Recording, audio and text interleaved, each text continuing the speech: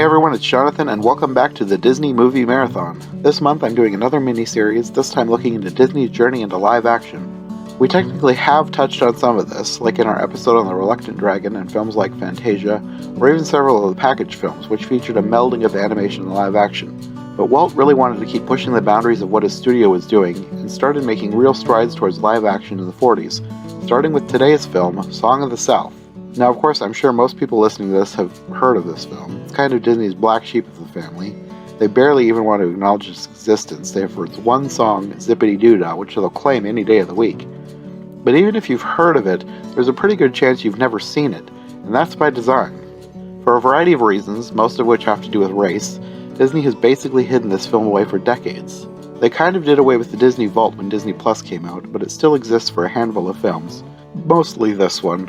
There's no official way to watch this movie, but it's still available in places like archive.org if you want to go searching for it. So given how fraught this film is with controversy, I knew I had to be sensitive if I was going to ever cover it. And as a fan of Disney history, I couldn't not cover it. I mean, I planned to cover it all the way back at the beginning of this podcast. I even mentioned it in the trailer before the first episode of I Heart Movies, back then when it was called the I Heart Podcast, but this was one that I eventually wanted to get to. And here we are, probably over 3 years later, finally getting to it.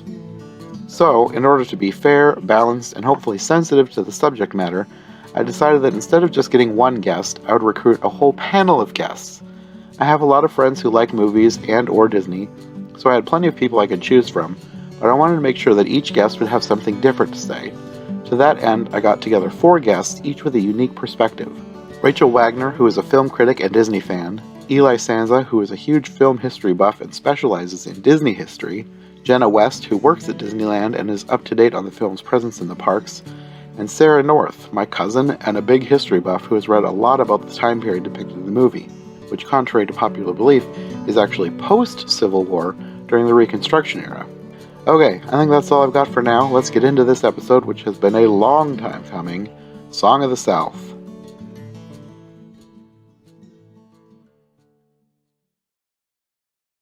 I guess the first thing we could all talk about, like, our general reaction to the movie, like what we think of it overall, or if you have like a history with the movie.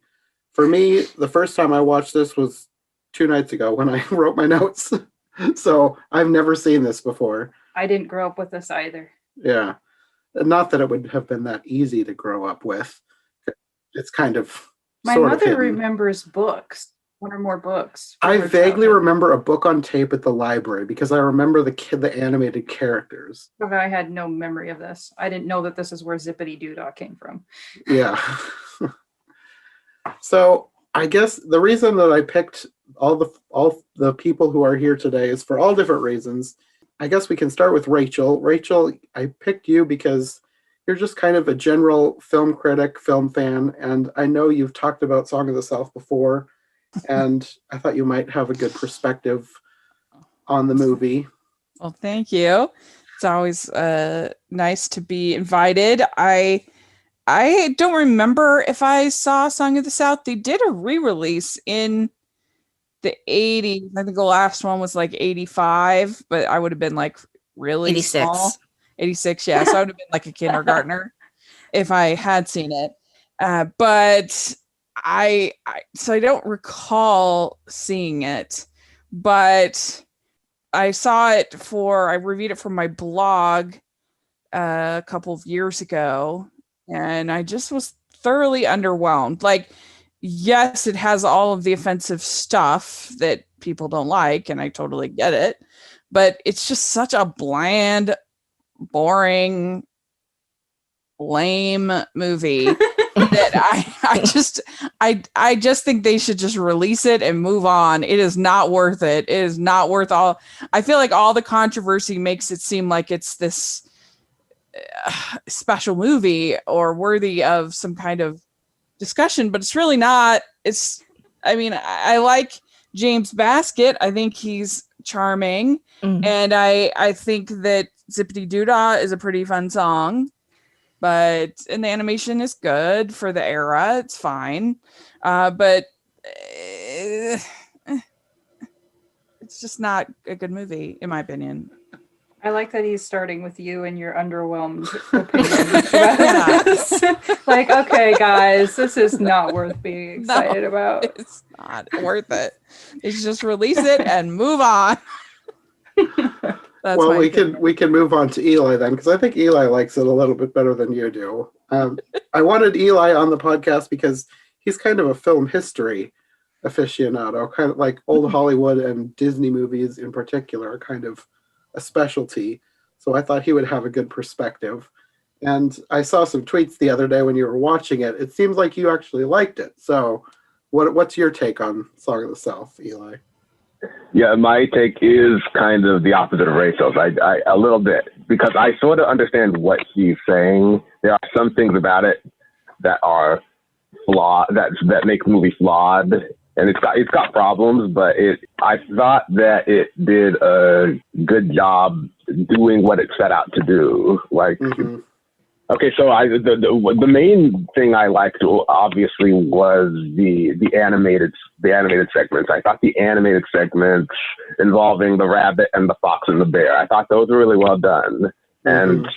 And I thought those were, and most people agree with that. Those are the highlights of the film, and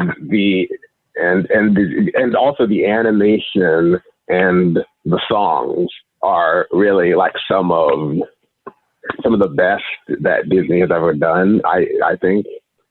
And so those I think are the best parts. The live action scenes are kind of mediocre. They're not like, I said before when I was talking about this movie that the story isn't that deep and the characters aren't that three-dimensional. It's just a really simple story. And that, I think, is one of the main reasons why it's sort of mediocre. It has the reputation of being mediocre. But I'm sort of a sucker for like sentimental stories. I think that might be why I'm going a little easier on it, because I think it has a big heart. And I think James Baskett in particular is a really good emotional anchor, because he is a really good actor. He's a really good actor, and he is like, he has like so much authenticity in his performance that it seems like it's easy to love him. It's easy to like be empathetic towards him. And his relationship with Bobby Driscoll's character Johnny is like another like central part of the film that I think is well handled. Just like, all this stuff makes me think it's better than average. It's still, like I said, it's still got problems, but I think it handles what it tries to do really well. Mm-hmm. And what about you, Jenna? What are your thoughts? I wanted you to come on the show because I know you liked it a little more than Rachel did from what you were telling me. Plus, you're familiar with the theme park stuff, which there is kind of a theme park controversy in addition to the regular controversy too. So I know you're kind of up on theme park stuff, and I'm definitely not. Oh yes, and also I kind of know a little bit about the development history of the film, which if you don't know, was actually intimately involved with Alice, like what they were going to do with Alice in Wonderland. Oh, no, I did not know that. Oh, yeah. There's actually this huge history between it. You can almost call it like Alice of the South. It was supposed to be a live action movie with a live action Alice and Lewis Carroll. But over time, Walt decided that to replace it with the Uncle Remus, because he always liked the Brer Rabbit stories. But also he was getting a lot of people like being really annoying, like, are you doing it right? Do you need consultation? And Uncle Remus is a fictional character, so he could do what he wanted with it. But anyway, I'm rambling. I should talk about me. I grew up with the Splash Mountain attraction. We did not have it in any accessible media form. That's the only way I knew about it. And I remember always bugging my parents, like, what movie is this? Why don't we have it? Can we get it? And they're like, I don't know what movie this is. Shut up. But personally, I do like it. But I think Rachel's right at the same time. It is mediocre. but that's kind of why I like it. It's like, I think you are both right. But the reason why I find it so interesting is it's kind of like the proto Mary Poppins. That's the way I see it. Like Song of the South walked so Mary Poppins could run. And like I see a lot of similarities. I could kind of see how Walt, it's like, I could do something like this like better. And that's how Mary Poppins was born. And I don't know, there's something charming in it about how bad it is. Well, I mean, I just think that if it was just a random Disney live action film, I'd just like, whatever. But like it's there's so much talk and discussion about it, and it's such a thing. And so you expect something like that to be better, I think, when there's so much controversy. And then when you watch it and it's just like, what? I agree with you because it's made out to be a lot worse than it really is. Just watch it. Well, because it was banned. It was banned. Like, yeah, if it was banned. It's not technically banned though. Disney just won't release it. It's just buried. Well, yeah. That's what I mean. That's what I mean. It's like they're just keeping it so locked in the vault.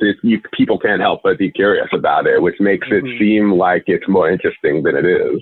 Yeah, like to be honest, Disney did this to themselves. They shot themselves in the foot.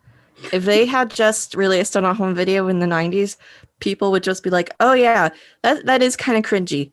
And just put like a smoking thing before it. Like we don't. There may be some things in here that you're not gonna like, and also they, I actually think from watching it a couple nights ago, they've released worse stuff. Like I think the Rachel stuff in Peter Pan is worse than this. Yeah, I think so. Yeah. The Pete's Dragon has a whole group that have a bill of sale for a human, and they say they own the human for they own Pete, and they want him back so they can have him be a slave.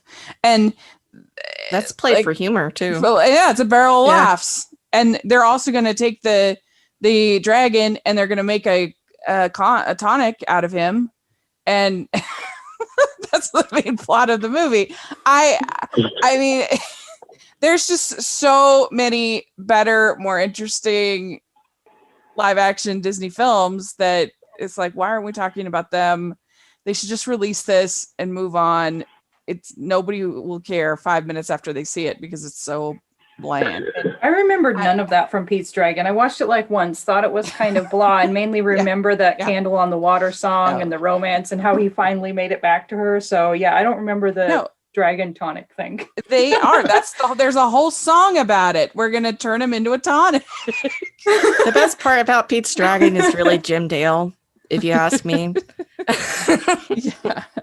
I think Candle in the Water is my favorite part about Pete's Dragon, but I don't know. I just feel like it has this legacy as like being really important and I'm not saying it's not offensive. It does have offensive stuff, but it's just such a bland movie that I'd rather talk about Gone with the Wind.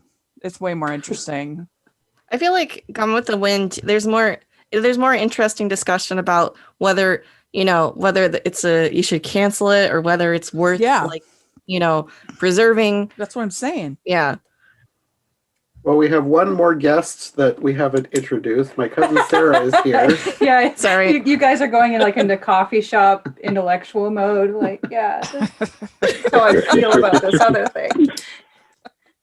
Well, I really wanted Sarah to join in on this one because she gets into the history of stuff, and I knew she'd have a good perspective. I was the most reluctant guest because it's like, oh, this is controversial. I don't know. This feels awkward. But I was like, is anybody going to talk about like the 1800s history and the, political controversy of the 40s? And he didn't really think so. It's like, I may have to come on because I really want to talk about it.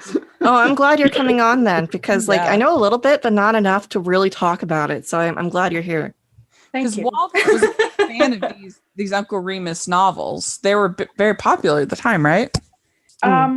Well, they would have had to have been rather popular and I can get into that, but I think I'm supposed to be saying how I felt in general about the movie at the moment. And it really is a mixture of what you guys are saying. Like, I think that James Baskett was, like, he's the best thing about the movie to me. Mhm. I think he's just such a sweetheart. And I wasn't that, like, I thought that the plot line didn't tell you enough about what was actually going on with his dad and why we were supposed to be so upset. And I thought it was rather hammy, but oh, his little friend. Like, I liked Johnny's friends better than Johnny. Like the little girl and the other little boy who brought him the frog, and I think his name was Toby. Toby. Oh my goodness, Toby was so cute. And that other little girl, Ginny. Oh my goodness, so cute, and that tiny little voice, and that whole thing about her nasty brothers and their poor dress. Anyway, but no, I don't know if I'd ever rewatch it because it just didn't pull me in that much. Mhm. Like, the cartoons didn't pull me in that much, and the story didn't feel like it was fleshed out enough to me, but there were cozy elements of it. Like, oh my goodness, the choir type singing that they had, I thought was absolutely gorgeous. I wouldn't mind having that on a CD for when I'm out driving. And yeah, Uncle Remus was great. That was the Hall Johnson choir. Yeah, they were great. That was gorgeous. Yeah, if you know where I can find more of that. Yeah, so those two things are probably. Isn't that the same group that was the crows in Dumbo? I don't know. I can't remember, but it might have been. It might have been. That was talent. That was cool. Yeah. Yes, they were the crows. Okay. Okay. Yeah. Okay. Thank you. So I have looked That's what I thought. I have looked them up then, so I should look them up again.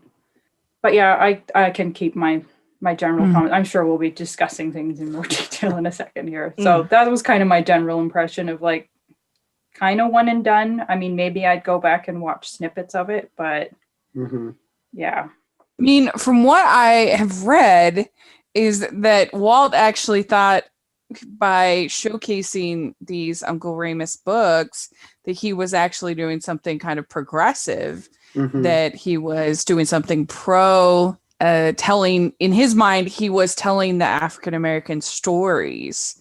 And there seemed to be, I think there might have been some push during the war to really try and improve relations there. It was very hard for him to win in that situation.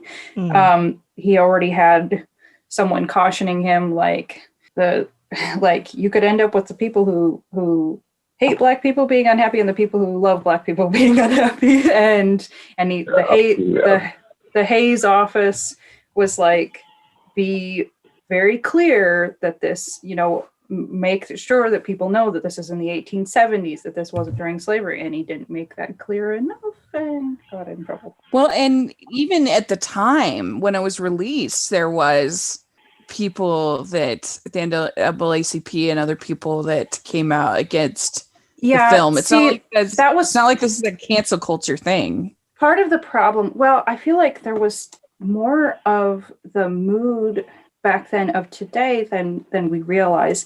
Part of what happened with the NAACP is that they mistakenly thought that it was set during slavery and that it was presenting this glorified picture. One of them was like, oh, it's so beautiful that it's hard to be mad at it, but still, I mean, they literally thought it was beautiful, but they felt that it contained all of the cliches of the book, is the way they put it, and they didn't like the African American English, which I have opinions about that too. I mean, there were picket lines outside, and there were one of them was actually singing to the tune of Jingle Bells, Disney tells lies about the South. I just had to include that. I mean, I just think, though, sometimes you hear that, Disney's caving to the woke mafia or whatever, and it's like, no, this is there was from the very beginning. There was pressure, like from oh my god, there were a lot of people unhappy. There were people, like I say, literally picketing, and this was not in just one location. This was in others, in different cities. So it's not something that's like new, that it's controversial. No. I mean, I don't think a lot of people realize that.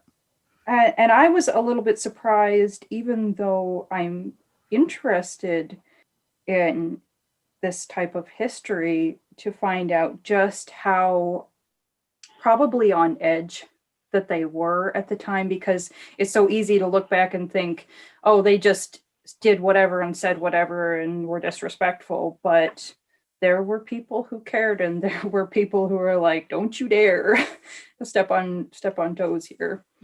Yeah. No, it's very interesting. Yeah, even back then, there were like African Americans who saw that film and they thought that the black vernacular of how the black characters in that movie talked was like exaggerated to how they actually talk, and that's one of the main controversies involved in the film. And here's my question too, because this is long enough. I mean, yes, some of them probably, I would imagine some of these people had grandparents who had been enslaved. But I wonder how many of them knew how people were talking in the 1870s. Like, how many of us can say how our grandparents' generation talked on the street? It's one of those things where I feel partly knowledgeable and partly ignorant, because, say, I love Mark Twain, and the dialect that he wrote was a very, very thick accent that's fun to read.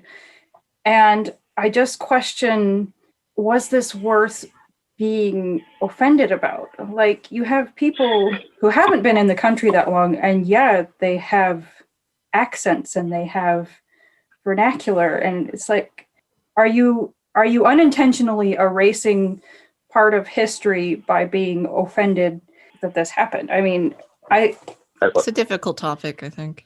Yeah. I mean, a lot of people back then should be commended that they spoke fluent English at all. If you've come from a foreign country and all of a sudden you have to cope with this situation. So I don't know. I just go ahead. Well, that's a good question. It's interesting because the Joel Chandler Harris, the man who was the author of the Uncle Remus stories, he grew up on a plantation, and he talked with slaves. Yeah.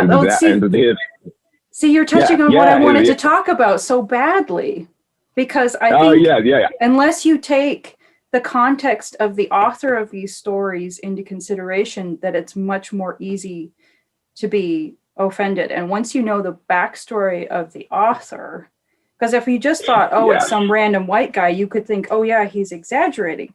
But this was somebody who his father abandoned him a few days after he was born. His mother was an Irish immigrant. He had red hair.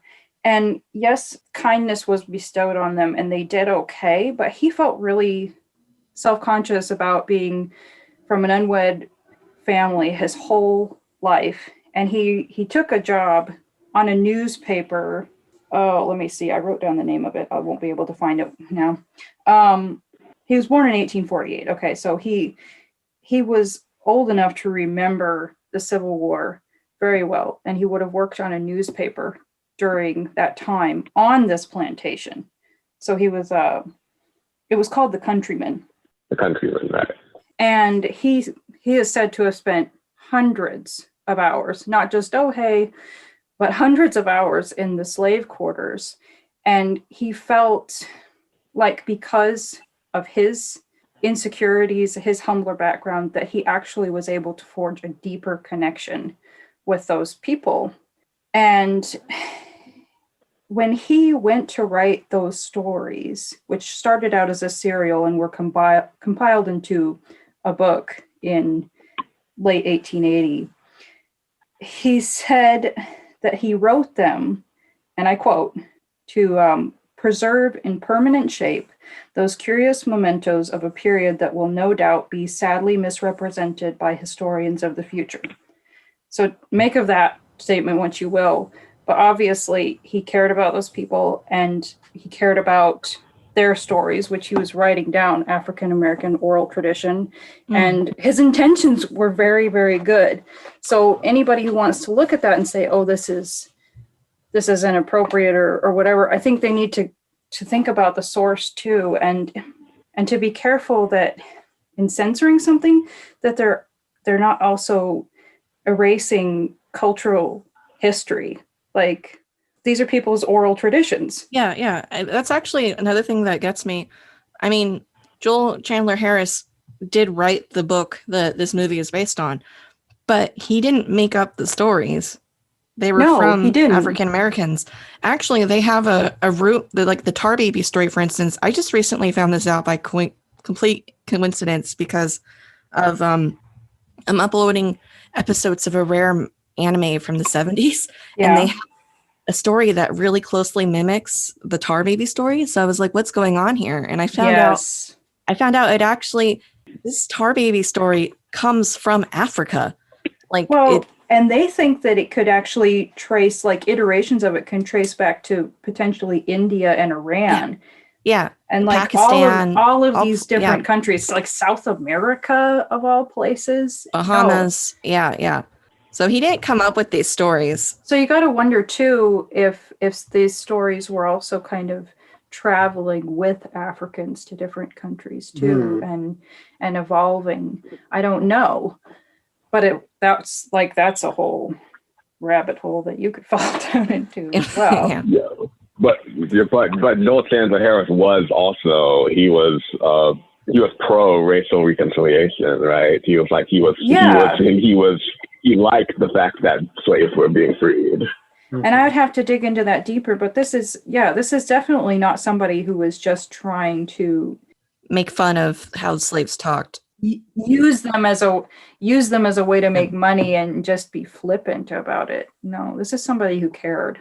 Yeah, and it's like I have tried to read the stories, like Good the for way you, he wrote it.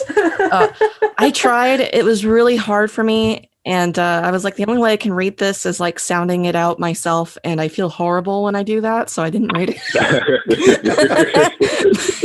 Well, also there's sort of the idea that is problematic, that the Black characters are somehow sort of childlike in there's something sort of, I don't know, that they're naive. Naive, maybe even stupid, I've seen that in movies, and I did not get that from this one. Like, the cook, she's not taking guff, and she's a capable person, and Uncle Remus is like the wisest one in the film. So, yeah, I got that too. It didn't seem like. If anything, the white people are really stupid. Besides the kids. Yeah. Like, well, I mean, maybe not stupid, but like cuddly and kind of like cute in a way that's a little bit like makes you a little uncomfortable, I think. Well, it Fair didn't enough, make me, so I don't know what that says about me, but I wasn't uncomfortable by that. Like, I don't know. You know, it's kind of the whole mammy idea in Gone with the Wind, you know, that I don't know about Birth of No Babies, and that kind of idea is awkward. I mean, it was a little. Song of the South was a little bit better in the way they represented Black people than earlier Hollywood films. Not much better, but the fact that like Walt Disney actually was like, he actually wanted James Baskett. Like Walt Disney actually loved James Baskett so much he like lobbied for him to get an Oscar, and because he knew he was such a professional that he was like, he admired him, and he was the first African American to get an honorary Academy Award. Yeah, especially the way they treat him at the end when they're not going to let him spend any time with Johnny at the end is kind of, I don't know. I just think it's not the best. That's not how it resolved, though, was it? Also, I have a question. I'm going to get an opinion poll. Did Uncle Remus have a flirtation going on with that cook? Or did he just want her, or did he just want her pie or something? Yes, definitely. I feel like the whole sometime you'll be coming around. I don't know. It's flirty to me. Yeah. I thought so. I think it seems flirty to me. It seems like they didn't lean into that, but I feel like it was subtle. I feel like it was supposed to be there. Kind of like on Man from Snowy River, where he's chasing the cooker. It's like, okay, they don't really end up together in the end, but they obviously were interested in each other. Anyway, that's a total side note. That probably will get edited out. Anyway, we were going somewhere else with that until I interjected. We haven't heard what Jonathan thought of the movie. Oh, yeah. Actually, I was thinking about that. My thoughts are kind of an amalgamation of everybody's. I didn't think it was that great, but it was enjoyable enough. And I think that Uncle Remus was the best character. I didn't like Johnny very much. I thought he was kind of annoying. Yeah. Like, why was he so upset? I don't get it. Like, was his dad supposed to be gone indefinitely? Like, if your dad's just away on business for a little while, you don't need to run away from wherever and get gored by a bull or whatever happened. I mean, I guess he didn't get gored, but I mean, what's going on there? The thing about that story, what I noticed when I was watching it, that they didn't make it clear about why the dad was leaving. They only leaned in on the fact that the son was sad about it, and that was the only point. And they were acting like it was wrong for him to be gone. Mm-hmm. Well, why? Because for a lot of men, like, they have to go away and do things and then come back. And he's a reporter, isn't he? Like, he was working for a newspaper. And, yeah, it's kind of like, don't reporters travel? And they act like there's some kind of controversy, but it's like, why are they being left at, however you want to say it, the plantation? Mm-hmm. And he's gone. Like, that was one of the things that really bugged me about this, is that they really didn't tell you everything that was going on. And I feel like that was an odd story choice, because I feel like if I were directing that movie, I would have made it clear why he was leaving. Mm-hmm. It's actually kind of a leftover from the Alice version, believe it or not. Oh, thank you. Yeah, because in the Alice version, Alice's parents have left to go traveling on some important business trip or something. It doesn't make any sense considering, her dad was the dean of the university, but should be there. But so she was left in the care of the governess, and the whole point is supposed to be like the parents aren't there. So it seems like to me they just kind of like transported that from the original Alice draft, and they just kind of like, who cares? They took an odd plot line and transformed it into another odd plot line. Yeah. See, this film has a weird, interesting history. And the thing is, this would have been really bad if they had said it, say, during the Civil War, but it would make more sense. Like if why the dad would have to go. Yeah, why he's going off to war and Johnny's really upset. Well, yeah, we get it why Johnny's really upset. But with this one, it's like, well, what's going on with the newspaper that's this bad? I do kind of wonder if maybe when they did transplant it to Song of the South, maybe they were thinking about putting it during the Civil War. I don't know. And then they changed their minds. Well, this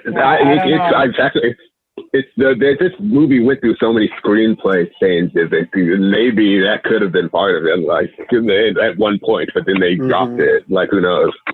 The history of the film's development is sadly lacking, I feel like. Because just the only reason why I know about the Alice stuff is because I do Alice.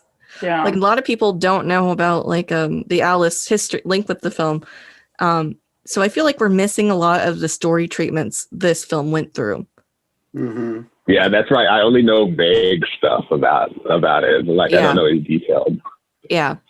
Well, that would make the most sense to have it be a plot thread left over from another draft that they didn't fill in. But they should have filled it in, because that was my main issue with this. Is like, why is this kid such a whiner? I feel like Walt probably wanted something about, because when you think about it, there's a similar theme in Mary Poppins as well about parents not being engaged with their children. And I feel like he wanted something like that, but is this it like just didn't looping work back in to Song his of the South. childhood or something, and we just don't know? He did have a very bad relationship with his dad. Oh no! He did. Yeah. Oh He did. no! Walt did, he is projecting. He is projecting when he does this. Yeah, Elias Disney used to like force him. I'm just gonna say it. Walt was kind of abused. He was. Yeah. He loved his dad, but he wasn't the greatest dad. I'll just leave it there. Was he kind of rough and neglectful? Yeah, I mean, let's just say the biggest thing he did was like make Walt work as a kid, and he made him do like newspaper routes where he had to like go out in the freezing snow, and he was like in the middle of the night. He had to wake up at like 4 a.m. or something like that. Yeah, that almost sounds like of the times. Like I halfway joked with Jonathan one time we were doing a review because it's like they didn't have time for disorders. They had to go out and work, make a living for their family. You know? Like, right, but he would beat him with his belt though, so it was a little bit more than just the. Basically, he probably felt like there wasn't the tenderness along with that harsh discipline and that rigorous life to balance out. And Walt was always trying to impress his dad and make him proud of him. I don't know if you guys have ever heard the anecdote of when he showed him his studio, like when he built the Burbank studio after Snow White, what his dad said. Yeah. Mm-hmm. What did his dad say? His dad said, "This would be better as a hospital." See, so okay, so he's basically one of those where if he had made him work really hard and if he had been harsh, but if he had also been like, wow, I am proud of you, this is great, like all of that would have gone away probably.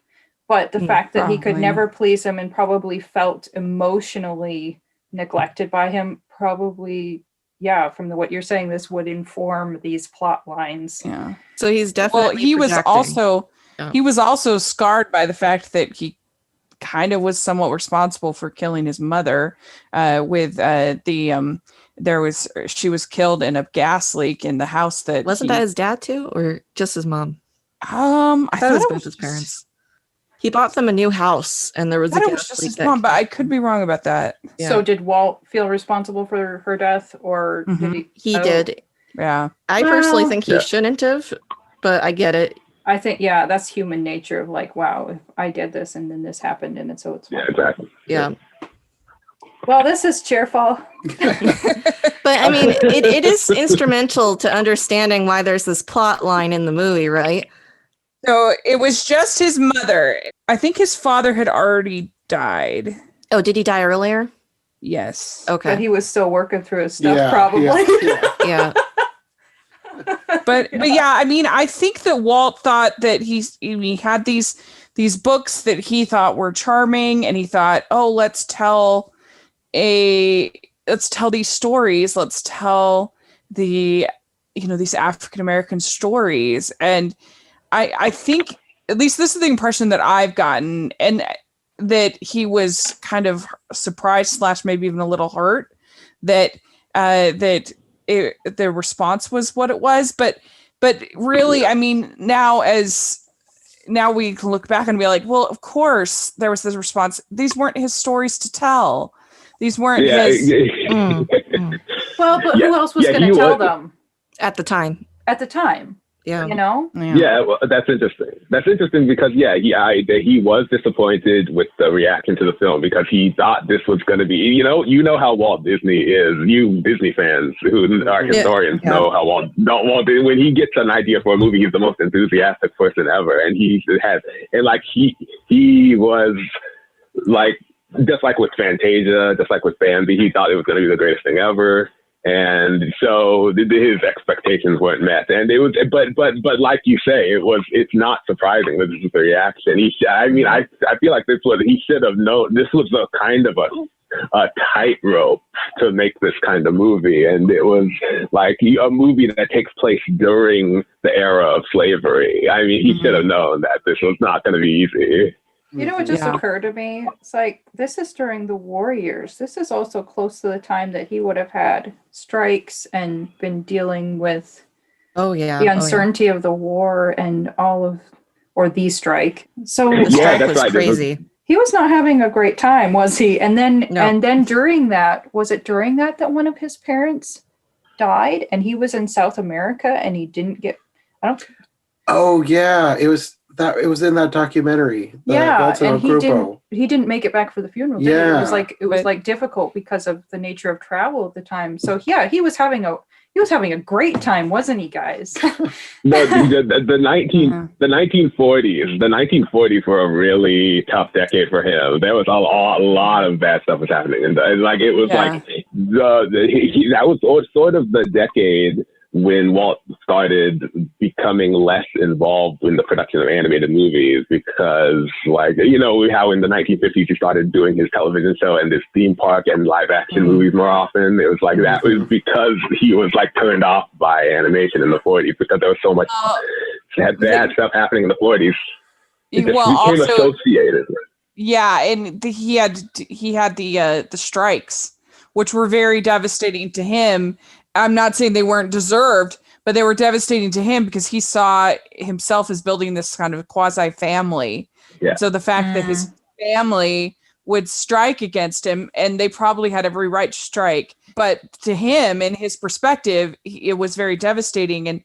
But one thing that I don't think that Disney's given quite enough credit for is that for the time, he was pretty progressive as far as hiring female animators, hiring people of color, hiring Nobody talks about Floyd Norman enough. I was just going to bring him up. Yeah. Floyd Norman. He loves this film, I think.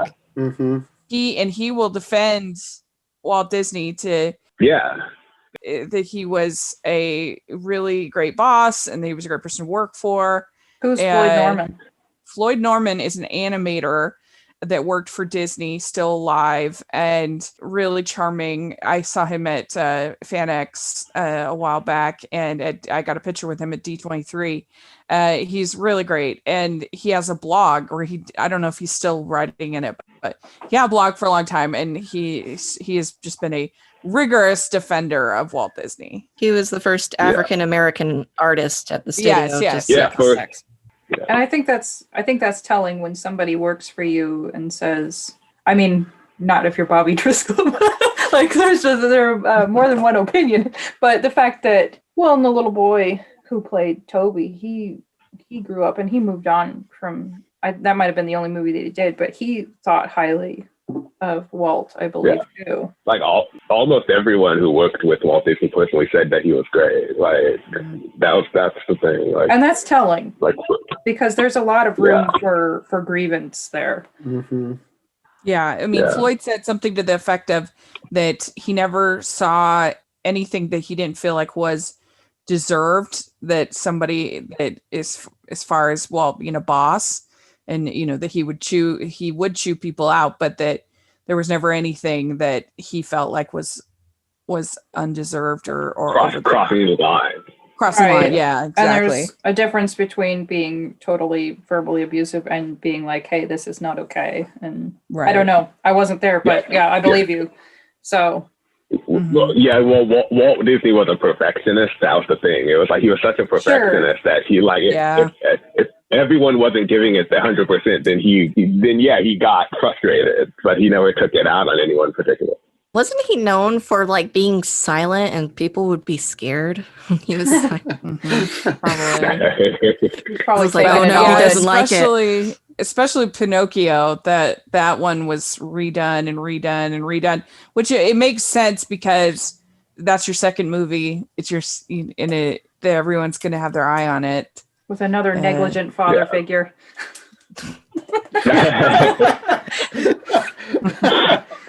A little bit, but at least you about Geppetto. He tries. He was trying, but my goodness. Here, go off to school by yourself, you newly... You one-day-old baby. I mean, that's the way it was. But one day old. Yeah, just go. I mean, he ends up in the whale for Yeah. Pinocchio. That was the worst first day of school ever. So. Now I'm just gonna be on the lookout for this with Disney films. Like, oh, how was the father figure on this one? Were they asleep at the helm? Yeah, that is kind of funny though. It's just like figure out where the school is, have fun. Bye. Oh dear. Oh my goodness. Anyway. Yeah. But I mean, I feel a little bad sometimes for Walt because I feel like anytime he tried to do anything sort of creatively ambitious, it never really worked all that well. And then he would do something mainstream and more appealing, and then it would do great. It would go gangbusters. That was the frustrating thing. That was the frustrating thing because he was super creative, but the world wasn't like ready for a lot of his stuff. He was ahead of his time with Fantasia. Yeah, that's what I was thinking right there. Fantasia, Pinocchio, but then Snow White and Dumbo do really well. Is it just the thing of the Cinderella? Wasn't Snow White still like a creative ambitious project though? Because no one thought it was going to work. It was, but I think exception it still to the is. rule. No, I mean it still was fairly mainstream as far as like the story and the thing. I mean, and then it would have been really. It wasn't as ambitious as Fantasia. Right, and then he does Cinderella. That's a huge hit. He does Alice in Wonderland, which is more sort of out of the box, I think, and it doesn't do very well. And then he does something like Lady and the Tramp, which is more mainstream, and it does really well. So I don't know. It's just you have to put out the fluffy stuff in order to fund your art. Yeah. And he, that's right. Because he really didn't like 101 Dalmatians. He kind of hated it. I kind of love it. So I mean, I love it. I absolutely adore it. That's a great movie. It is. The only reason why he didn't like it is because I don't think he liked the animation process because he was like a huge proponent. He was like a huge proponent of like Sleeping Beauty looked good, but like 101 Dalmatians was completely different. It looked sketchier, and he didn't like that downgrade. Yeah, I could kind of see that. Whereas now I look at it and to me it seems like art of the times and a reflection of the times. And I didn't know that it was done cheaply until I was told. Maybe my eyes just don't look for that. Well, if you're gonna have the Xerox method, what better movie than one with black and white spotted dogs? Yeah, really. For all the animation they had to do, that was the perfect one to use that on. Because otherwise, can you imagine how long that would have taken? Mm-hmm. Yeah, and that was a good looking movie too. It was like kind of stylized. I don't know. What the it's funny. I didn't like it as a kid the way it looked, but it aged. It aged really well on me. I was like, oh, this is actually a really gorgeous movie. Yeah. He would be. I think that Walt would be disgusted by these live action remakes. Speaking of 101 Dalmatians. Oh my gosh, he would just be like, I don't want to do the same thing over and over again. No. Stop it. No. Yeah. He was famous. He was famous for saying, "We keep moving forward." Yeah, that was the thing. You could tell that he wouldn't like it because he was so creative and innovative. He always was trying to say, "Oh, what can we do that's bigger? What can we do that's better?" That's why he went from animation to making theme parks. That was his attitude. Yeah, and then even when he was like forced to do things for the investors, like I don't know how familiar y'all are with the theme parks, but Walt Disney World, he was not interested in making a theme park. He was going into Florida to make a city of the future. But the investors were like, how about a Disneyland? And he's like, okay, all right, I'll give you a Disneyland, but I still want it to be different. Did you say city of the future? Mm-hmm. Yeah, I still want it to be different. I want to do different stuff with it. And then he died and they were like, let's just copy stuff. Right. Yeah, because he died right before. Yeah, but I mean, like originally the Fantasyland dark rides for Disney World were supposed to be totally different. There weren't going to be any copies. Yeah, because that's what. Sorry, go ahead. Yeah, I was just going to say he came up with the idea for Epcot before the Magic Kingdom even entered his mind. Yeah, Magic Kingdom was forced on him by the investors. He didn't want to do it. Yeah. Because Epcot, that's what it means. Experimental prototype community of tomorrow. Yeah. Okay. So it's like even when he had to do things to please investors, he at least wanted to do it differently. He never liked to repeat himself. Yeah. That's my point. Exactly. Yeah, he Yeah. said Cool. we keep moving forward. We don't want to. He would have no interest. The only thing I think that might interest him is something like the Jungle Book, because that had like the new technology that they were Right. using. So that might have interested him, but Mhm. just redoing what they'd already done, I just don't think that would have interested him at all. Anyway, I think we've kind of Yeah, drifted away from Song of the South. We did. We drifted away. Song of the South is boring. It's not good. You can edit this. It's fine. Well, But, I mean, we are we're talking about Walt. We're talking about theme parks, anyways. We could segue into the Song of the South stuff in the theme park if we wanted Sure, to. yeah. Oh, okay. Oh yeah, that's right. Yeah, that. So the very interesting thing that you may not be familiar with is they did not make an attraction for Song of the South because it was, a hit movie. It was more because they were looking desperately for an attraction. So what happened is, I don't know if you guys are familiar with the country bears in the theme parks. Yes. I know Okay. what they are, but I've never been to the theme park, so Yeah. I just know they're vaguely creepy animatronic bears. The country bears are my babies, and I love them all. But anyway, so what happened was when the country bears opened with the Magic Kingdom in 1971, it was a huge hit.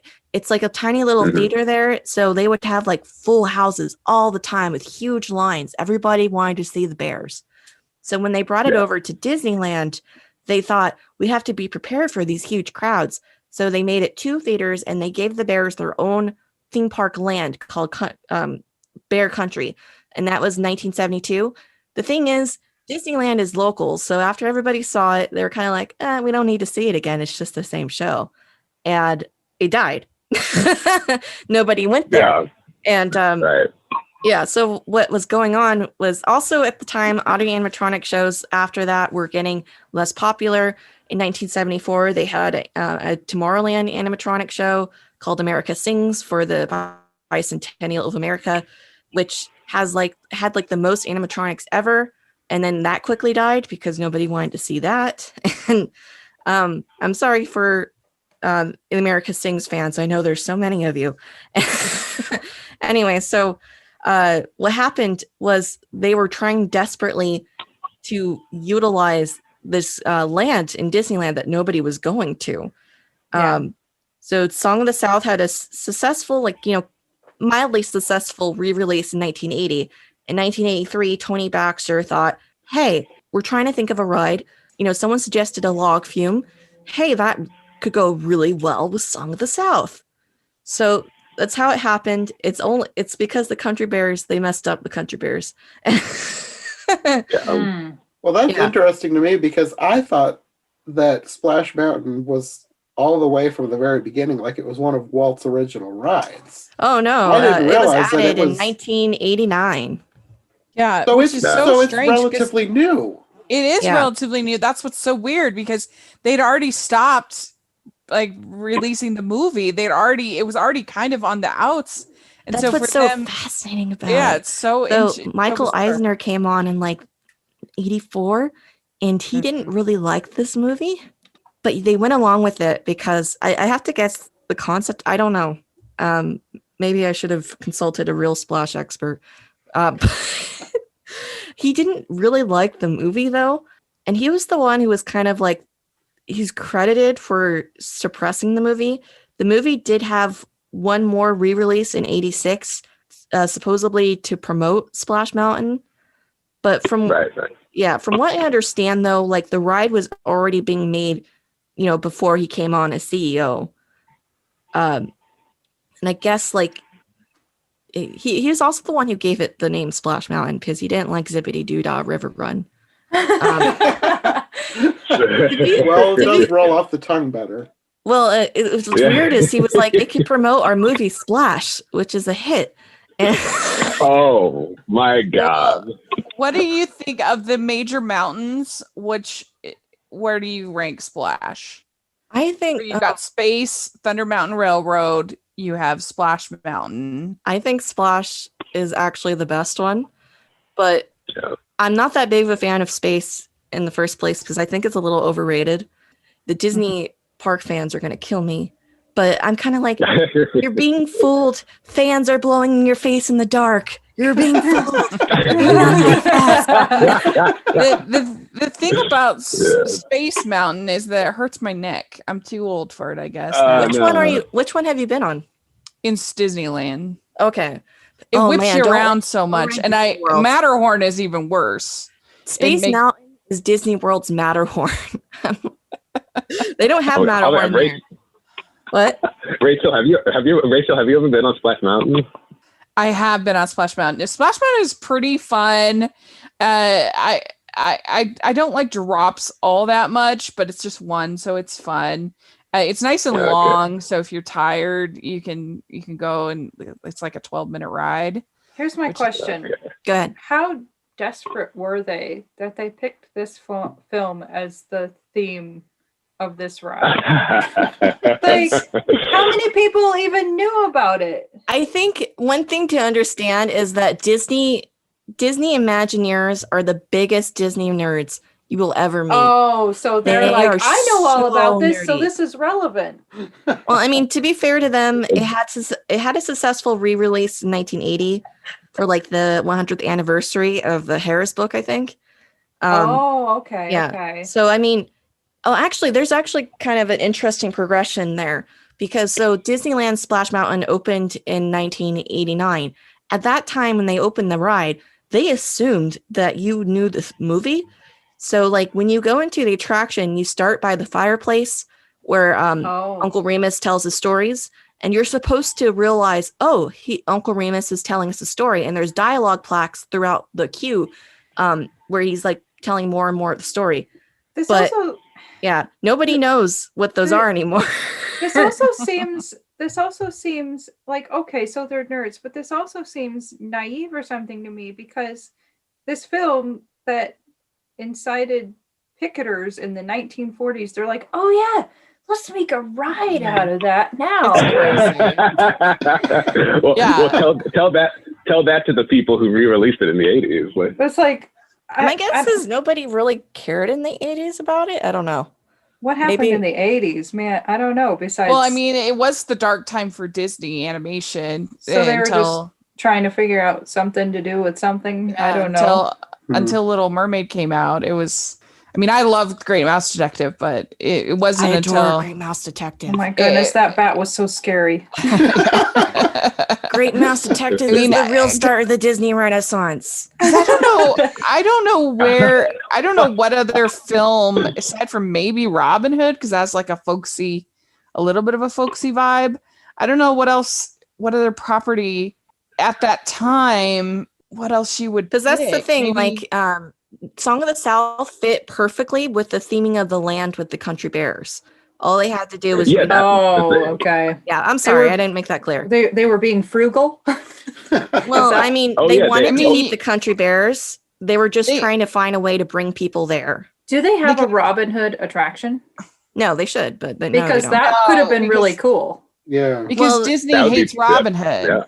Well, Critter Country is more like southern base, where Robin Hood is like England. Robin Hood would fit better in Fantasyland, which is where the European stuff is. Oh, but still, it's like, I don't know. Yeah, I mean, Disney has Sorry. Could have gone with Bambi. I was going to say they could have went with Bambi because there's no Bambi attraction. Yeah, you could have like Bambi. Little hunters behind trees, and little gunshot sounds. Like the kid comes off the ride. I killed Bambi's mom. Yeah, little plush rabbits floating somewhere. I changed my mind. No Bambi. Hey, if they made Pinocchio, they could make a Bambi attraction. Like that would actually make more sense to me if they had Bambi and they had all of these little woodland creatures along the side. They could have always just created their own IP, like they did with the Haunted Mansion, for example. Okay, the interesting thing about Disney parks is the 70s were kind of the death of, early 80s. What happened was Epcot failed really big, and they just went really against original ideas. So it's like, actually Imagineers like love working with Tokyo Disneyland, the Oriental Land Company, because it's actually another company. and they're really into trying new things. Whereas the US parks, they're always like, but it's not IP based. We want something, what Yeah. about I mean- cars? Make something with cars, Are they just wanting I to? mean, Go ahead. I was gonna say, to be fair, like how successful would Disneyland be if it wasn't IP based? That's probably, if it weren't for those movies, that theme park would not be as successful. That's the truth. Yeah. Well, the Well- interesting thing people forget about Disneyland is when it opened, only really Fantasyland was IP based. Everything else was original.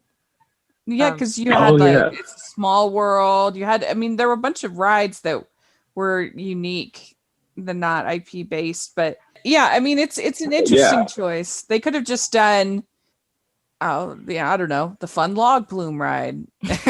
Would you say? Would you say? don't- Here's a question. Would you say Okay. at this point that Disney is more interested in riding the coattails of what has been successful in the past, or the coattails of somebody else's success that they can like, oh right, this is already successful, let's bring this on, than good question. being really inventive now? I'm curious. What In is the your In a sense, period? I mean, I'm kinda, interested. like they go off the success of their film division. The Mhm. parks, they do innovative technologies. That's one thing that is good. So they try new things. Mm. But it's not that the parks, it's not that the Imagineers aren't interested in trying new, completely original things. It's just that the Disney company will not fund them. They are doing original things in the sense of like having trackless rides. Yeah, and that's the innovative stuff I'm things talking like about. that, like Rise Yeah. of Resistance and the Ratatouille ride. But the one thing that's frustrating as far as a parks person is that almost all original, unique things to each park has been taken away, so that it doesn't matter whether you're in Disneyland or Disney World or wherever it might be, you're going to have basically the same stuff going on. Whereas I think there used to be a lot more of a distinct, this is Disneyland, this is Disney World, this is... That's actually one of the interesting things with Splash. I didn't finish saying it earlier. So when they made Splash Mountain in Disney World in 1992, so this is kind of fascinating. So Disneyland, they assumed you knew the movie, and that opened 89. 92, Walt Disney World, they assume that you don't know the movie. So they put like plaques of the characters with like little summaries of them in the ride, like in the queue. So you know who they are. Yeah. But also, if anybody, Splash Mountain, you'll never hear this from me usually because I'm a big Disneylander. I usually pretend that Disneyland has the best of everything, even if it's not true. Splash Mountain at Disney World is the better version. Okay. I've been. That's cool. You like So- the original or the second one? Splash Mountain at Disney World is better made in general. It's bigger. The environments are better. It has better theming. Disneyland, they had like a tiny little space to put it in because they needed it to be in Critter Country. Okay. That's actually, Okay. it also ties into the controversy we have now with it being changed to Princess and the Frog. So I was a Oh, little yeah. blindsided by that decision, but I realized, you know what, this has been coming for a really long time. Yeah. So what happened like around the early 2000s is a worker who was cleaning the exterior of Space Mountain fell off because the height safety regulations weren't being followed enough. No. So what happened is all over the park, they like maintenance on these things that were high up were limited. So Splash Mountain, because so many of these things are so many of the animatronics are inaccessible, Splash Mountain basically became like Broken Mountain. Everything was broken. It's sad. Seedy Mountain. yeah. Dark Mountain because the lights were broken too. So Oh no. yeah, they did fix it up in 2018, 19. They had one major refurbishment where it all looked good again, but then it all broke down again shortly after because it's a water ride, right? So everything shorts out and they can't get to anything. So this has actually been a really long time coming, and I've accepted the fate. So Disney, it does kind of make sense to me that they've been thinking about completely gutting Splash for a long time. Well, and another thing is, since it's not like from the 1950s, it would be harder to feel sad about, like, you're not giving up something super original. That was what I was thinking, because I thought that this was like one of Walt Disney's originals, So now that I find out that it's from the 80s, it's like there shouldn't be that much of an upset about it being taken away. Yeah. Well, I mean, it is such a good ride, though. I mean, it's so well designed. Just I don't know, like a lot of theme park fans are kind of like, oh, like the idea of like using the story of like, I don't know if you guys know the story of Splash Mountain. I'm sure you guys who have been to the theme parks do. Yeah. But basically, once Briar Fox catches Briar Rabbit tricks him into throwing him into the Briar Patch. And that's the big drop. You're being thrown into the Briar Patch, which is so clever, I think, from a theme park ride design perspective. So I feel like a lot of people are kind of they really like it because it's very well thought out. But yeah, I do agree. We're not losing too much historical value. Part of it's probably just the whole change is hard thing. Yeah. I feel like that's what it is. It's like theme park fans hate change. They went through the same thing when they replaced the Country Bears with Winnie the Pooh. Like it was like the same I'm not thing. over that. It was like I'm still not over my dentist retiring, so I don't know how much I can throw stones here. Yeah, but I'm not an overly like sentimental person when it comes to Disney. I'm a huge fan though, but like I'm all for change. Like if it's and besides, like the Princess and the Frog, it's like what's gonna be the big difference with that anyway? Isn't it? It's still gonna be a water slide, isn't it? Like, is it gonna be creepy? Because that movie got a little creepy. Yeah. Well, I don't love Princess and the Frog, but I do think it was a long time coming and they needed to pick something. And Walt said that Disneyland is not a museum. It is going to be continually evolving, continually changing. Right. And I think that works really well, at least for Disneyland, is that it's right on the verge of Critter Country and New Orleans Square. So that's why I think Princess and the Frog makes the most sense, because it's an American story. It takes place in Louisiana. It has the basic animals that would be needed in that general area that Song of the South it could fit into both lands. Yeah. Less controversial than Song of the South. That's probably a huge plus too. Yeah. Yeah. I kind of wonder if part of the reason why they made Splash was even though Eisner started like not wanting to release it, I wonder part of it was kind of like reclaiming the song so they could use the song. Oh, maybe. I don't know. I mean, that's just a Zippity Doodah has become like one of those iconic Disney songs, even though nobody knows where it's from. I think I've heard that they took it out of the Esplanade loop. Like the Esplanade loop plays the iconic songs in the parks, and they took it out. Okay. Oh, really? Yeah. At least that's what I heard. You can't get rid of Zippity Doodah. You can't get rid of that. You'll have to pry Zippity Doodah out of my cold dead hands. Yeah. It is a great classic song from the Sherman Brothers. There's no doubt about that. And to me, it was like Sarah said she liked the choral stuff, but the only one that I really remember, even though I only watched this 2 days ago, is Zippity Doodah. I love How the Do You rest Do. Just kind of it disappeared out of my head. Yeah. You know, How Do You Do was like the first. I think the How Do You Do was like the first song I ever heard from this movie, because that song was in the Disney sing-along song videos that I grew up with. Was that at the beginning of the film? Yes. No, it was the. Well, I mean, no, wait a it's minute. towards, isn't it? The Zippity Doodah was the first animated segment, and How Do You Do was the second one. Oh, okay. I'm thinking of the ride. Never mind. I'll block myself out. Yeah. I'm trying to remember which song this is right now. Okay. Oh, it's the How Do You Do, Mighty Friendly Greeting. How do you do? Is it Say it when you're meeting, yeah. Does it talk about spring or anything? Because I probably liked that one. I don't know. I don't think it does. No, maybe my mind just wants it to sing about spring because the song's about spring.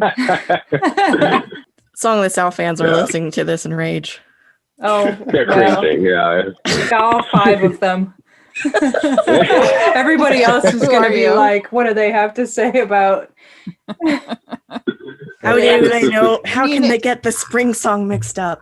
I just feel like Song of the South is like an after school special. It is so bland. Okay, maybe somebody can answer this question for me too. How big? Because I may be making more people mad than I realize. How big is the fan base of this film that I never Not at all. watched as a child? None. I feel not big. It's not This big. has There's a lot gotten a lot more of a people fan haven't- base after, not being released. Let's be real. Yeah. The forbidden fruit thing, or But I mean, Yeah. like a super obsessed Disney fans looked it up. They might have like not cared otherwise. right, You know what I mean? right. Mhm. That's what I'm saying. They should just Exactly. release it and move on. Yeah. Move on with our lives. I mean, Peter Pan is available on Disney Plus. I mean, it not to a kids account, but Yeah, that's what I'm saying. What is? Peter Pan. Peter Pan. I'm sorry, Eli. Go ahead.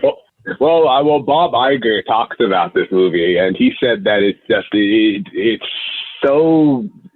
He basically just thinks it's too inappropriate to just release for a modern audience. It just seems like he says that he's talking about it internally with the other executives about how they should handle it. They say they want to do something with it. They just haven't come up with anything yet. They just don't think it should be on Disney Plus. I think what they should have done is in the 2000s, they had like some collectors line of like exclusive Disney stuff on Mhm. DVD. Those tins. Yeah, they should have released it with that. Problem solved, but they didn't. Mhm. Agreed. Yeah, that would have been good. Yeah, then only like the major collectors would have gotten it, not because what Disney is concerned about is like it becoming mainstream, I guess, and then criticism they could get from that. I feel like sure there probably is a point where you really have to draw a line about racially offensive content, but at the same time, I think people need to be able to watch things in the context of the era. Sure, if you want to put, it's like I don't want to be denied watching a cartoon that has smoking in it just because people shouldn't smoke. And Yeah. and I remember like growing up, I was both surprised by racism, but I wasn't totally I wasn't shielded from old content that would be considered offensive today. And I think that you need to get the full picture of history, be able to watch some of these things and say, well, that was then, and they didn't necessarily mean it as offensively as we take it now. Sometimes they would have. I mean, like the Thin Man, the way that the black man was portrayed on the Thin Man was absolutely ridiculous because they made him look so stupid, but yet he was an extremely skilled musician. So you knew what they were doing there. It was supposed to be funny, but it was ridiculous. Whereas with other stuff, I think sometimes it's done more innocently. That doesn't mean that you imitate it yourself, but to just throw everything out without being able to experience. The problem is people don't want to understand historical context. They can't. And I think also our problem is parents don't want to talk to their kids about the media they consume. Oh yeah. Yeah, like that's the biggest thing. Yeah. Yeah, it's like actually I kind of like what they've you guys heard the controversy about Peter Pan being canceled because the kids' accounts on Disney Plus can't access it. You have to access it through an adult account. Yeah. Why is that being canceled? People, it's people over complaining. Saying it's canceled. Oh, okay. Yeah. Exactly. They're trying to get clicks, basically. Yeah. But I'm like, great. Then the parents can talk to them about why what makes the Red Man red is not, appropriate nowadays. Yeah. Well, I forgot about that. Peter Pan was one of the movies I grew up with as a kid, and I grew up watching that Red Man sequence like throughout my entire childhood. I don't feel like that ever made me look down on Native Americans. No, it didn't. That's the thing. It didn't. Like I grew up because my mom raised me properly, and I'm an intelligent person, so I know that that's not the accurate portrayal of Native Americans. So it didn't do anything. All it did was just, this is just a stupid cartoon. Like, so it didn't. It's not as harmful as people think it is. And that's here's another rant. Not that I'm saying they should put like a warning label on it, but anyway. I just think people are very, very concerned about stereotypes. And I think that people also need to have discernment with stereotypes of like, are they actually portraying something that is unique about a culture and say, oh, that's a stereotype, so we have to get rid of it. And at the same time, erasing something that's unique about it. And I'm not saying that about the Peter Pan song, okay? No. I know what you're saying. Yeah. But it's like somebody could kid me about my Canadian heritage and just get in my face and be like, hey, you like maple syrup? And it's like, heck yeah.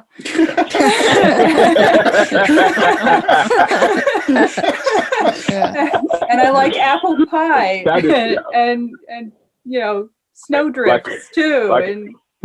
And I'm an American, so that means I'm fat and I like to hunt. Like, it's like those are the stereotypes, and that's a balancing act because sometimes they cross over and you have to be aware. Right. Well, especially when you're dealing with humor, because part of humor is kind of making fun of our stereotypes and things that we do without even thinking about it. And I think that there needs to be room for stereotypes that are good-natured and not just a blanket, oh, all stereotypes are bad, but Yeah, I feel like it's case by case basis. You have to look at each situation. Mm-hmm. Yeah. And intent matters as well. Yes. Yeah, exactly. Yeah, I feel like definitely in context of history, we can say Song of the South is not intended to portray African Americans negatively. It's not intended that way. Yeah. Yeah. Intention and context are like really important. Yes. Definitely. And I've seen both in vintage film. Yeah. Well, this discussion is much more interesting than Song of the South. I'm enjoying it. That's kind of just the way this film goes. Talking about it is more, because have you noticed we haven't really talked about the film itself? Yeah. And I think that's fine in this case. Like the plot is so basic, and we kind of have talked about different things throughout the whole thing. People aren't going to have no idea when I said talking about Johnny being gored, but he wasn't really gored. So okay, well, at the end, he runs away and gets hit by a bull, and he winds up in bed, and yeah, that's where that goes. The end. And the he dad was almost dies if not for Uncle Remus telling him stories. That was the magical part of the movie. Oh my god, he was saved by Uncle Remus's story. That was like the tear falling on the dying man's cheek or whatever. Yeah, exactly. Brought him back to life. And then it's weird also because it's like it still doesn't even end with him waking up to Uncle Remus. His parents take over. So I'm like, what's going on, Walt? What? But the one thing I do want to kind of talk about Song of the South is I feel like a lot of people kind of don't get that Walt's talking, like he's using Song of the South as a vehicle to talk about how important stories are. Mm.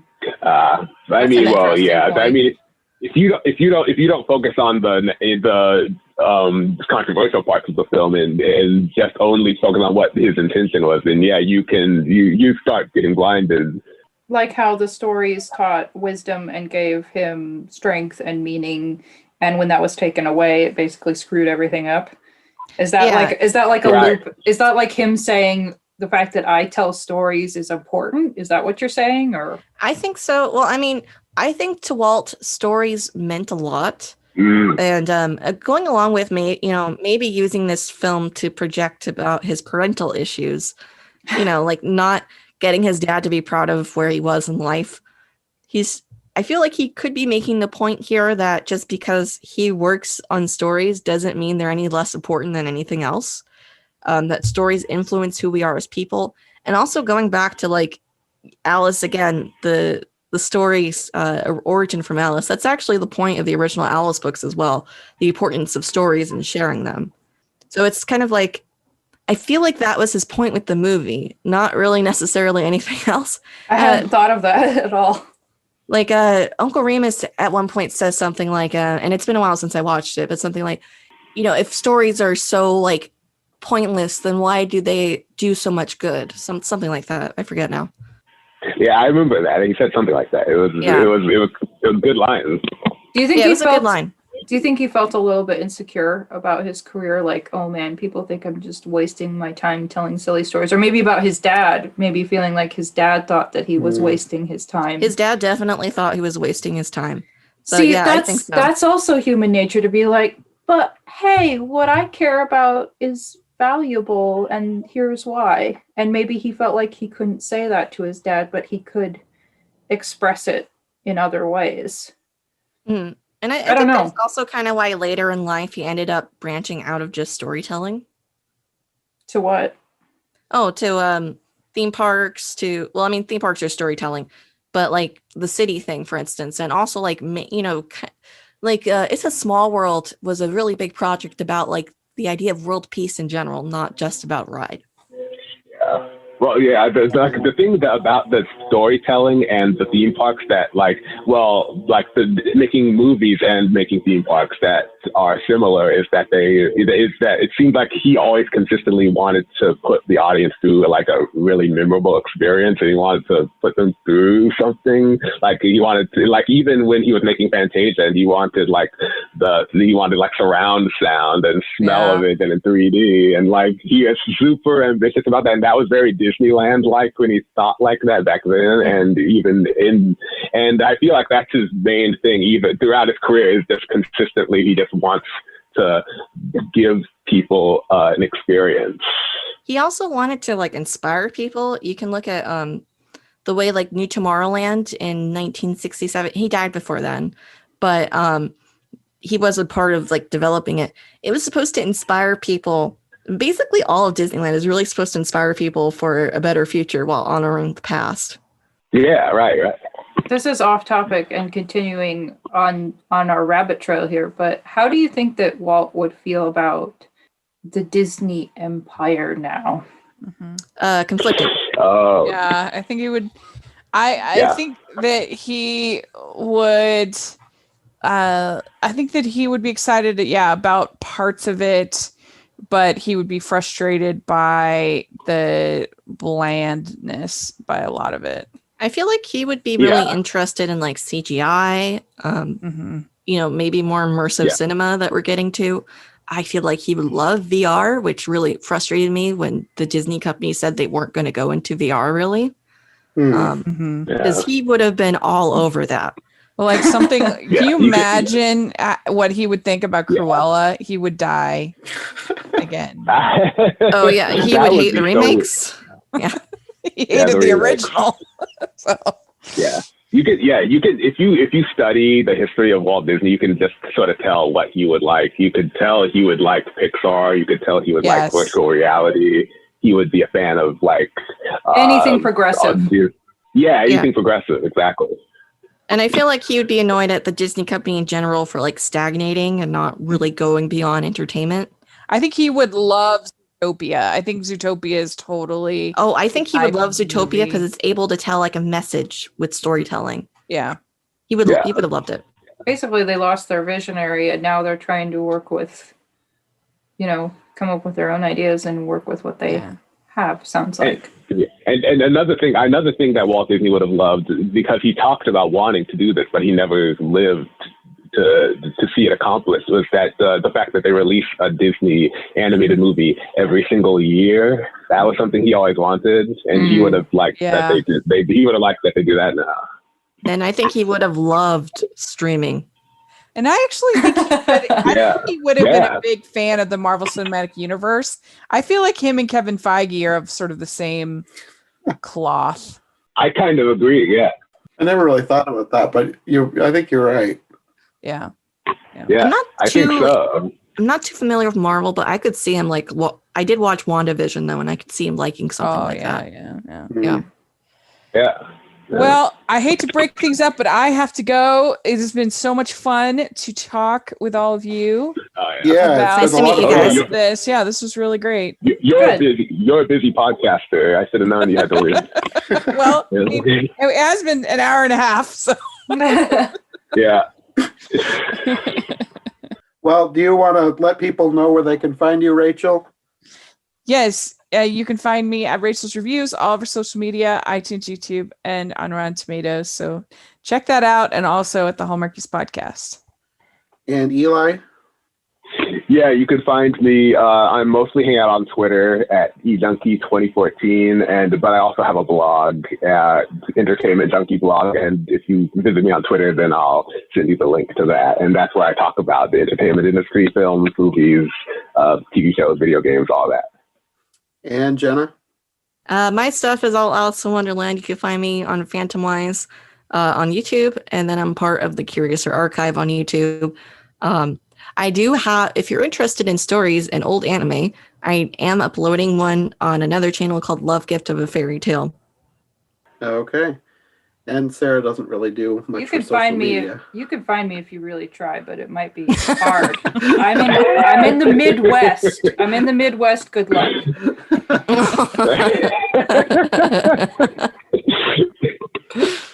Okay, well, thank you all for joining me. This was a lot of fun. I think this went really great. I'm so glad this worked out and we were able to do this film. I actually think this turned out better than I thought it was going to. So It was Same. nice. It was Oh, nice great. meeting all of you. Great. Yeah, I'm same. used to you on the channel, but not actually talking to any of you.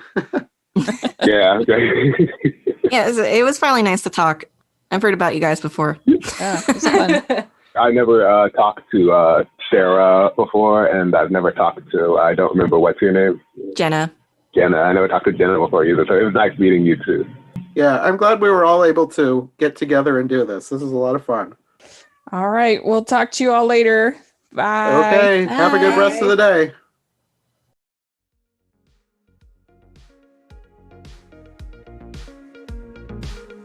Thanks for listening to this episode of the Disney Movie Marathon on iHeart Movies. If you like what you've heard, don't forget to subscribe on whatever platform you prefer, and of course make sure to follow my co-hosts as well. Any relevant links will be in the description for easy access, and we'll see you soon for another brand new episode of the show. Thanks for listening, and we'll see you next time.